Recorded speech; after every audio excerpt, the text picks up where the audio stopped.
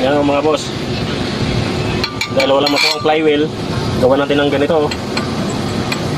Para sa sensor, napudpud na kasi wala na siya. Gawa natin ng paraan.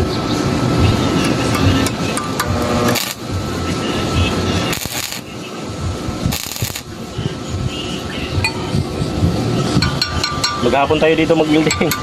Dahil 56 ano ito, 56 teeth, 56 piraso na ganito weldingin.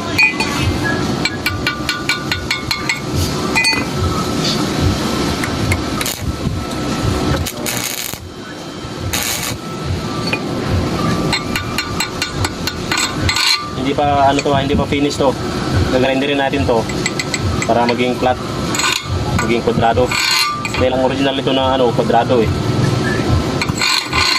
Gayahin natin yun. Okay?